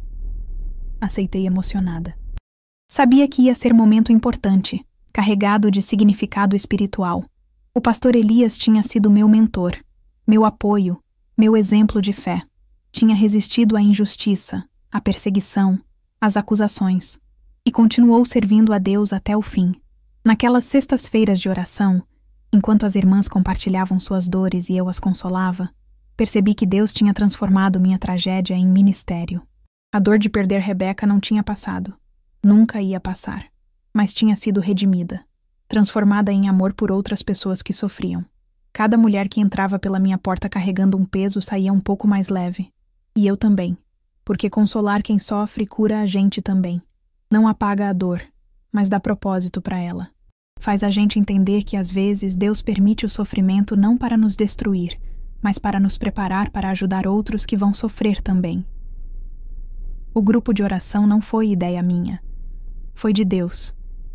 Ele juntou aquelas mulheres na minha casa, usou minha história para fortalecer outras histórias, transformou meu luto em fonte de vida para quem precisava. O ano 2001 chegou trazendo mudanças. O pastor Elias, com 70 anos completados, anunciou oficialmente sua aposentadoria. O culto de despedida foi marcado para um domingo de manhã, e a notícia correu o bairro inteiro. Gente que não pisava na igreja há anos disse que ia comparecer. Acordei cedo naquele domingo. Vesti um conjunto simples, mas digno, azul marinho com detalhes brancos, que eu mesma tinha costurado. Prendi os cabelos, já bem grisalhos, num coque baixo. Peguei a Bíblia que tinha pertencido a Rebeca, aquela que eu levava para todo lugar importante. Cheguei na igreja mais cedo que o normal. O templo estava enfeitado com flores brancas, lírios que perfumavam o ar. As irmãs do grupo de oração já estavam lá, guardando lugar para mim na primeira fileira. Sentei no meio delas, sentindo o calor da amizade, da comunhão. O templo foi enchendo devagar. Gente de toda a comunidade apareceu. Alguns tinham julgado o pastor anos atrás, acreditado que ele tinha algo a ver com o desaparecimento de Rebeca. Outros sempre defenderam ele. Mas todos estavam ali naquele dia, reconhecendo de alguma forma o valor daquele homem. O pastor Elias chegou apoiado no braço do diácono Josué. Estava visivelmente debilitado, mais magro, curvado. Mas quando olhou para a igreja lotada, seus olhos brilharam com aquela luz serena que sempre teve. O culto começou com louvores que fizeram o teto vibrar. Depois vieram os testemunhos. Pessoas contando como o pastor tinha ajudado em momentos difíceis, como tinha orado por doentes que sararam, como tinha consolado enlutados, como tinha sido presença de Deus na vida delas. Quando chegou minha vez de cantar, subi ao púlpito com as pernas tremendo. Segurava a Bíblia de Rebeca contra o peito como escudo. Olhei para aquele mar de rostos e respirei fundo. Comecei a cantar, porque ele vive, sem acompanhamento, só minha voz embargada preenchendo o silêncio. Minha voz não era bonita tecnicamente. Falhava em algumas notas, tremia em outras, mas carregava a emoção que atravessava cada pessoa ali. Vi gente chorando nos bancos, limpando os olhos, relembrando. Cantei pensando em Rebeca que amava esse hino, pensando no pastor que resistiu firme, pensando em tudo que atravessamos juntos. Quando terminei, houve um silêncio profundo. Depois, alguém começou a chorar alto, e outros foram acompanhando. Não era tristeza só, era catarse, era reconhecimento, era gratidão por estar vivo, por ter fé, por ter chegado até ali. O pastor Elias subiu ao púlpito para pregar seu último sermão. Falou sobre fé e injustiça, sobre permanecer firme quando o mundo te condena. Disse que Deus não explica tudo, mas acompanha sempre, que a fé verdadeira não precisa de respostas. Só precisa de confiança. Terminou dizendo que foi honra servir aquela comunidade todos aqueles anos. Que os momentos difíceis, as acusações, a perseguição, tudo isso só fortaleceu sua fé. Agradeceu especialmente a mim, dizendo que minha fé foi luz nos dias mais escuros dele. Chorei ouvindo aquilo, porque ele também tinha sido luz para mim. A gente tinha se segurado um no outro durante a tempestade. Depois do culto, quando todo mundo já tinha ido embora, fiquei sozinha com o pastor no salão vazio. Ele segurou minhas mãos com aquelas mãos calejadas e disse: Irmã Maria, obrigado por nunca ter duvidado. Sua fé me salvou quando pensei em desistir. Respondi com a voz embargada: Pastor, o Senhor me ensinou que fé verdadeira não precisa de provas. O Senhor cumpriu sua missão. Pode descansar em paz. Ajoelhamos ali mesmo e oramos juntos uma última vez. Foi oração simples, de gratidão, de despedida, de bênção. Quando levantamos, nos abraçamos. Foi abraço longo, daqueles que dizem tudo sem precisar de palavras. Poucas semanas depois, recebi a notícia que o pastor Elias tinha morrido dormindo. O coração simplesmente parou durante a noite. Morreu em paz, na casa dele, sem sofrimento. O velório reuniu toda a comunidade. A fila para ver o corpo dava volta no quarteirão. Vi pessoas que o tinham condenado 20 anos atrás chorando diante do caixão, pedindo perdão em voz alta. O diácono Josué fez pedido público de perdão em nome da igreja inteira, chorando sem conseguir parar. Me aproximei do caixão por último. Toquei levemente a mão fria dele e sussurrei baixinho: Descanse, servo bom e fiel. A verdade um dia brilhará. Não sabia que ia demorar quase 20 anos. Não sabia que quando a verdade finalmente viesse à tona, o pastor já não estaria mais ali para ver seu nome limpo. Mas de alguma forma, sentia que ele sabia. Lá de onde estava, sabia que a justiça de Deus nunca falha, mesmo que demore. O enterro foi no cemitério do bairro, debaixo de um sol forte de janeiro. Cantamos hinos na beira da cova. Jogamos flores enquanto o caixão descia, e quando tudo acabou, fiquei ali mais um tempo, olhando para o céu azul, agradecendo a Deus por ter colocado aquele homem na minha vida. Voltei para casa devagar, sentindo o peso dos anos, mas também a leveza de quem cumpriu uma etapa. O pastor tinha partido, mas o legado dele continuava vivo em cada pessoa que ele tocou, em cada vida que transformou. E eu seguia também, carregando a fé que ele ajudou a fortalecer, honrando a memória dele da melhor forma que sabia, continuando a acreditar, continuando a amar, continuando a viver mesmo quando tudo pedia para desistir. No ano de 2010, eu já tinha 63 anos. O grupo de oração estava consolidado, com encontros toda sexta-feira que reuniam umas 10 mulheres. Era tradição já, parte da vida do bairro. Minha casa pequena virava refúgio sagrado toda semana. Numa sexta-feira de abril, a Irene chegou trazendo uma moça jovem. Devia ter uns 24 anos, magra, de olhar triste, mas educada. Irene me apresentou. Dona Maria, essa é a Sueli. Ela perdeu a mãe quando era criança. Foi criada por parentes. Está passando por um momento difícil. Sueli me cumprimentou baixinho, quase com vergonha. Convidei ela para sentar com as outras. Durante a oração, reparei que ela chorava em silêncio, limpando as lágrimas com as costas da mão, tentando esconder. Meu coração apertou vendo aquela moça tão jovem carregando um peso tão grande. Quando o encontro acabou e as outras irmãs foram embora, segurei Sueli pelo braço com delicadeza. Perguntei se ela queria conversar um pouco. Ela hesitou, mas acabou ficando. Sentamos na mesa da cozinha, naquele mesmo lugar onde tantas conversas importantes já tinham acontecido. Fiz café fresco, ofereci bolo.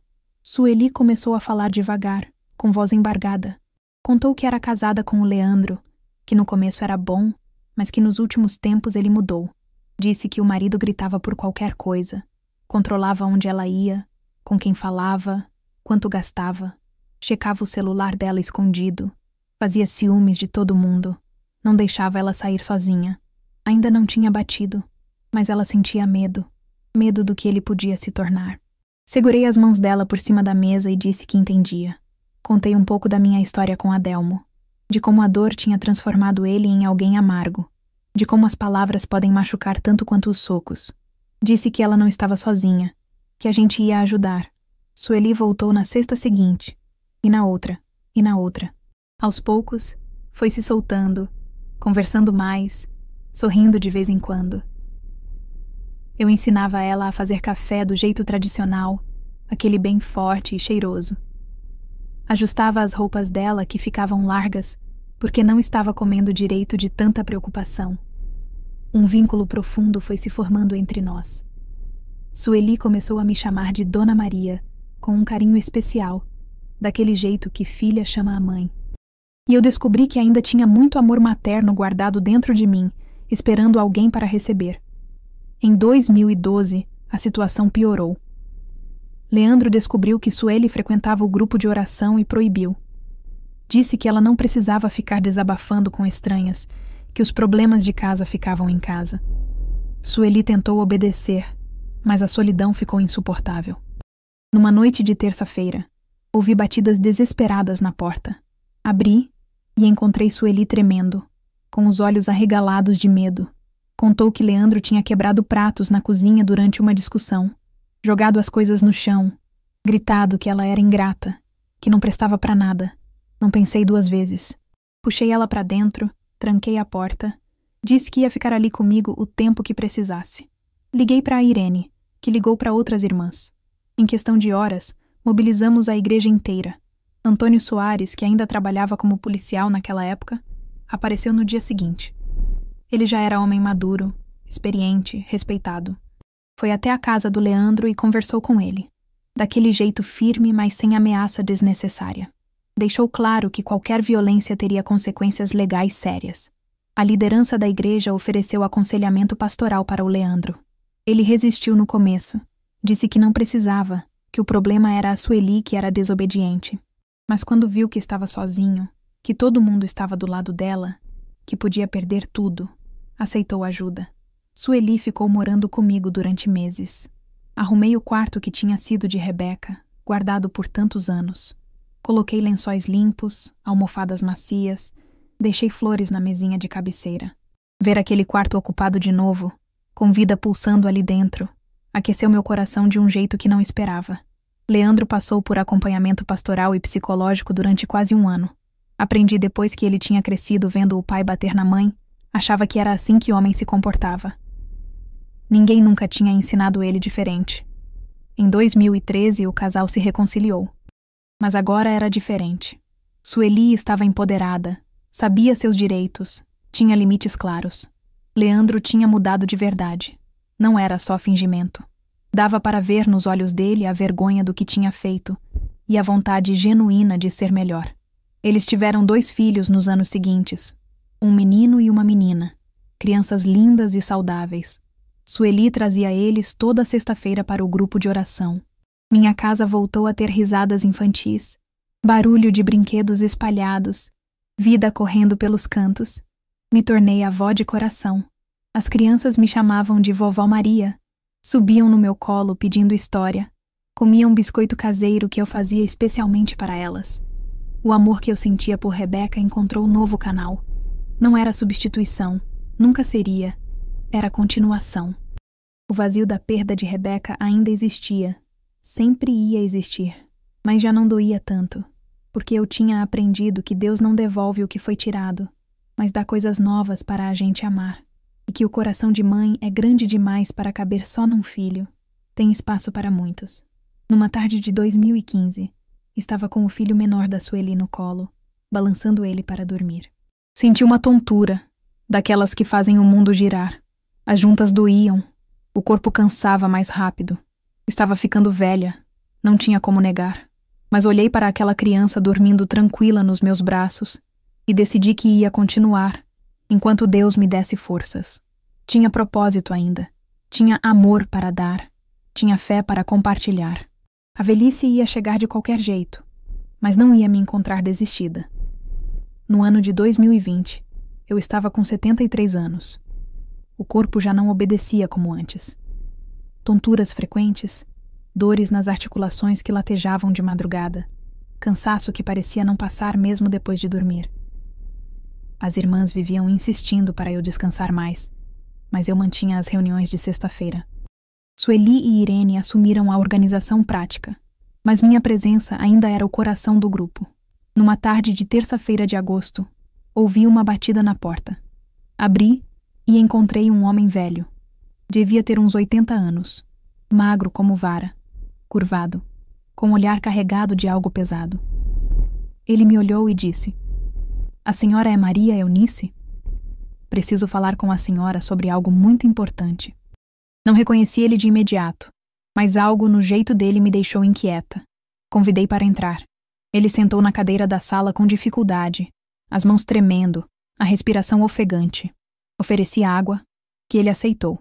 Então ele disse o nome: Severino Ferreira, irmão do Agenor, aquele vizinho pedreiro que tinha morado no bairro e ido embora logo depois que Rebeca sumiu.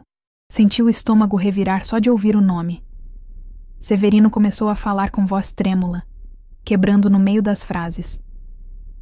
Disse que estava doente, que os médicos davam poucos meses de vida, que não aguentava mais carregar aquele peso. E então soltou as palavras que mudaram tudo. Contou que o irmão dele, Agenor, tinha sido o responsável pelo desaparecimento e morte de Rebeca. Que Agenor confessou isso para ele antes de morrer num acidente de obra lá no começo dos anos 80. Que Severino guardou esse segredo por mais de 40 anos, com medo, com vergonha, com covardia. O mundo girou. Senti as mãos gelarem, o coração disparar, a respiração faltar. Todas as décadas de dor, de incerteza, de defesa do pastor, de culpa por ter mandado minha filha falar com ele. Tudo ganhava novo significado de repente. O verdadeiro culpado tinha estado ali, tão perto, e fugiu impune. Gritei uma pergunta que rasgou minha garganta. Por quê? Por que Deus deixou a verdade escondida por tanto tempo? Severino chorava, pedindo perdão, dizendo que não aguentava mais, que precisava aliviar a consciência antes de morrer. Mas eu não conseguia ouvir. Levantei tremendo e pedi para ele ir embora. Precisava ficar sozinha. Nos dias seguintes, entrei numa crise espiritual profunda. Não conseguia comer, não conseguia dormir direito. Ficava olhando para o vazio, revivendo tudo, reprocessando 42 anos de dor à luz dessa verdade nova. As irmãs do grupo me cercaram. Sueli dormiu na minha casa toda semana, cuidando de mim como filha cuida de mãe. Irene trazia comida. Forçava eu a comer pelo menos um pouco. Elas oravam por mim quando eu não tinha forças para orar por mim mesma. Depois de uma semana dilacerante, algo começou a se acomodar dentro de mim. Percebi que a verdade, mesmo tardia, mesmo dolorosa, tinha trazido coisas importantes. Tinha confirmado a inocência do pastor Elias. Tinha me dado alguém específico para perdoar, em vez daquela raiva difusa contra o mundo. Tinha fechado um ciclo que estava aberto há mais de 4 décadas. Mandei Sueli chamar Severino de volta. Ele veio apreensivo, com medo de mais gritos. Pedi para as irmãs do grupo estarem presentes. Queria testemunhas do que ia fazer. Olhei nos olhos daquele homem velho e disse com voz firme apesar das lágrimas: "Eu te perdoo, e perdoo o seu irmão também. Que Deus tenha misericórdia de vocês." Severino desabou em choro. As irmãs choravam junto. Sueli me abraçou forte, e eu senti pela primeira vez em semanas uma paz começando a voltar. Antônio Soares, já aposentado mas ainda respeitado na polícia, foi informado. Ele reabriu oficialmente a investigação, documentou a confissão de Severino, e o caso de Rebeca foi finalmente resolvido nos registros. Depois de 42 anos, minha filha saiu da lista de desaparecidos não resolvidos. A verdade se espalhou pelo bairro como fogo. Pessoas que tinham julgado o pastor Elias choravam de remorso. Gente que tinha me evitado por anos pedia desculpas. O nome do pastor foi limpo definitivamente, mesmo ele não estando mais ali para ver. A igreja organizou um culto memorial por Rebeca. Foi num domingo de manhã, e a igreja lotou. Gente de toda a comunidade, velhos e jovens, crentes e descrentes, todos querendo honrar a memória de uma menina que tinha sumido tantos anos atrás. O diácono Josué, já bem velho, pediu perdão público de novo. Dessa vez em nome de toda a comunidade que julgou errado, que acusou o inocente, que fechou os olhos para a verdade. Naquele culto, fiz algo que vinha planejando há tempos, mas nunca tive coragem. Com a ajuda das irmãs, transformei o vestido azul de Rebeca numa toalha de oração. Cortamos o tecido com cuidado, costuramos com amor, bordamos versículos nas bordas. A toalha foi usada pela primeira vez no altar durante aquele culto memorial. Toquei o tecido azul com as pontas dos dedos e senti que finalmente podia honrar minha filha em paz, sabendo a verdade, tendo perdoado, tendo fechado o ciclo. Depois do culto memorial em 2020, senti que minha missão estava se completando. A verdade tinha vindo à tona. A memória do pastor estava limpa. Eu tinha perdoado o imperdoável. Restava agora viver os anos que Deus ainda me desse com a paz que finalmente encontrei. Minha saúde continuava frágil. As tonturas pioraram. As dores se tornaram constantes. Mas mantinha os encontros de oração com a ajuda da Sueli e da Irene, que faziam tudo enquanto eu só precisava estar presente. Antônio me visitava regularmente. Já eram décadas de amizade. Ele virou filho de coração. Numa tarde de 2021, ele sentou na mesa da cozinha e disse algo que guardei no coração. Falou que eu tinha ensinado ele o verdadeiro significado de fé e justiça. Que carregar o caso de Rebeca todos aqueles anos foi pesado, mas que me ver em paz agora trazia alívio. Segurei a mão dele e disse: "Você foi instrumento de Deus, filho. A justiça chegou no tempo certo." Luzia, a mãe da Camila, que também desapareceu, continuava vindo nas sextas-feiras. O caso dela nunca foi resolvido, mas ela encontrou paz através da fé que compartilhamos. Numa reunião de 2022, ela agradeceu publicamente por eu ter ensinado ela a sobreviver. Nos abraçamos chorando, duas mães unidas pela tragédia, mas também pela vitória de continuar vivendo. Em 2024, Irene trouxe a sobrinha adolescente dela, Thalita, de 16 anos. A menina era tímida, de cabelos trançados e olhar doce. Lembrava Rebeca fisicamente, mas não senti tristeza. Senti gratidão por Deus me permitir ver aquela continuidade, aquele amor atravessando gerações. Thalita começou a frequentar regularmente. Criamos vínculo especial. Eu contava histórias de fé, ensinava ela a orar, mostrava o valor da comunidade. Ela disse que queria ser batizada e pediu para que a toalha azul fosse usada na cerimônia. Chorei de alegria vendo que a história de dor de Rebeca estava gerando frutos de fé em outra geração. Em 2025, aos 78 anos, senti que era hora. Numa sexta-feira de março, reuni Sueli e Irene depois que as outras irmãs foram embora. Disse que precisavam assumir oficialmente a liderança do grupo. Pedi que mantivessem viva a memória de Rebeca através da fé compartilhada, que continuassem usando a toalha azul, que nunca deixassem de acolher mulheres que sofrem. Sueli chorou me abraçando. Irene prometeu que o legado continuaria. Em abril, numa sexta-feira de outono, aconteceu o último encontro que participei. As irmãs estavam todas ali, a casa cheia de vozes femininas, risadas baixas, orações subindo. O cheiro de café enchia tudo. Depois que elas foram embora, me deitei para descansar. Ouvia as vozes da Sueli e da Irene ainda conversando na sala, arrumando as coisas. Fechei os olhos sentindo uma paz profunda.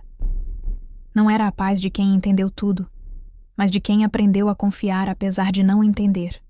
Adormeci e não acordei mais. Meu coração simplesmente parou, como vela que se apaga depois de iluminar até o fim. No dia seguinte, Sueli me encontrou deitada pacificamente, com a Bíblia de Rebeca ao lado e um sorriso suave no rosto. O velório foi simples, mas emocionante. A igreja se encheu de gente cujas vidas toquei. Durante o enterro, Thalita cantou "Porque Ele Vive", fechando o ciclo. Semanas depois, as irmãs se reuniram de novo na casa, agora cuidada pela Sueli. Era sexta-feira. Fizeram café, cortaram bolo, abriram a Bíblia. A toalha azul estava sobre a mesa. As vozes se elevaram em oração. Minha cadeira estava vazia, mas minha presença permanecia. O grupo continuava. A fé permanecia. O amor atravessava a morte. A história termina com o som das mulheres orando e o cheiro de café. Eu me fui, mas meu legado vive. A dor se transformou em amor. Rebeca não voltou, mas nunca foi esquecida. A verdade chegou tarde, mas chegou. E a fé permaneceu, do começo ao fim, inabalável.